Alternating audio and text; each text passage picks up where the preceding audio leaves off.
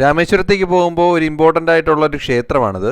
ഈ ക്ഷേത്രത്തിന്റെ ഐതിഹ്യം വരുന്നത് രാമരാവണ യുദ്ധത്തിന് ശേഷം വിഭീഷണനെ പട്ടാഭിഷേകം ചെയ്ത സ്ഥലമാണെന്നാണ്. ഇത് പ്രസിദ്ധമായ കോദണ്ഡരാമ ക്ഷേത്രമാണ്. അതായത് രാമന്റെ കയ്യിലെ വില്ലിനെയാണ് കോദണ്ഡം എന്നറിയപ്പെടുന്നത്. ദക്ഷിണേന്ത്യയിൽ ഈ ക്ഷേത്രത്തെ കൂടാതെ ചെങ്ങന്നൂരിലും കർണാടകയിലെ ഹംപിയിലും ഓരോ കോദണ്ഡരാമ ക്ഷേത്രമുണ്ട്. 1964 ഉണ്ടായ ചുഴലിക്കാറ്റ് ധനുഷ്കോടിയെ മൊത്തമായി തകർത്തുവെങ്കിലും ഈ ക്ഷേത്രം ആ ചുഴലിക്കാറ്റിനെ അത്ഭുതകരമായി അതിജീവിക്കുകയുണ്ടായി. സാധാരണ രാമക്ഷേത്രങ്ങളിൽ രാമൻ, ലക്ഷ്മണൻ, സീത എന്നിവരുടെ പ്രതിഷ്ഠയാണ് കാണാറുള്ളത്. എന്നാൽ ഇവിടെ ഈ 3 പ്രതിഷ്ഠകൾക്കൊപ്പം കൈകൂപ്പി നിൽക്കുന്ന വിഭീഷണന്റെ പ്രതിഷ്ഠയും ഉണ്ട് എന്നത് വലിയ പ്രത്യേകതയാണ്. ഈ ക്ഷേത്രത്തിലെ സവിശേഷ ചടങ്ങുകൾ 2 ഒന്ന്, വിഭീഷണ പട്ടാഭിഷേകം. വർഷത്തിലൊരിക്കൽ മാത്രം നടക്കുന്ന ഈ ചടങ്ങ് വളരെ ഗംഭീരമായി ഇവിടെ ആചരിക്കുന്നു. 2, രാമനവമി. ശ്രീരാമന്റെ ജന്മദിനമായ രാമനവമി കാലത്ത് പ്രത്യേക പൂജകളും ഉത്സവങ്ങളും ഇവിടെ നടക്കാറുണ്ട്. ഇവിടെയുള്ള പ്രതിഷ്ഠാ വിഗ്രഹങ്ങളെ ഇളനീർ ഉപയോഗിച്ച് അഭിഷേകം നടത്തുന്നതും മറ്റൊരു പ്രത്യേകതയാണ്. രാമക്ഷേത്രങ്ങളിൽ പൊതുവെ കണ്ടുവരുന്ന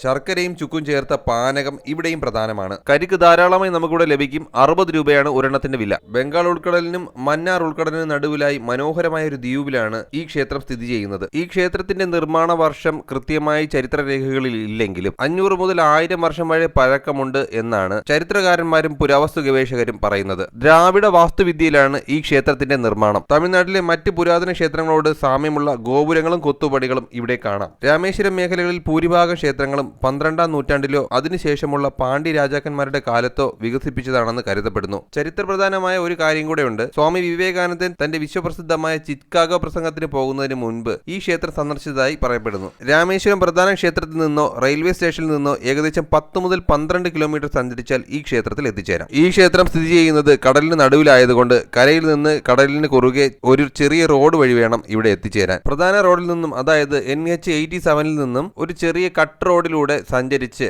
1.5 മുതൽ 2 കിലോമീറ്റേഴ്സ് കടലിന് നടുവിലൂടെ സഞ്ചരിച്ച് ഈ ക്ഷേത്രത്തിൽ എത്തിച്ചേരാവുന്നതാണ്. ഞങ്ങൾ അവിടെ പോയപ്പോൾ നിർവചിക്കാനാകാത്ത ഒരു വൃത്തികെട്ട സ്മെല്ലുണ്ടായിരുന്നു. കടലിന്റെ സ്മെല്ലാണ്. ചെളിയുടെയും ഓരിന്റെയും സ്മെല്ലാകാം. എന്നിട്ടും ഈ കടൽവെള്ളത്തിൽ ഇറങ്ങി കുളിക്കാനായി ആൾക്കാരുണ്ടായിരുന്നു. അപ്പോൾ പുതിയ യാത്രാവിശേഷങ്ങളുമായി വീണ്ടും കാണാം. See you next video guys. By.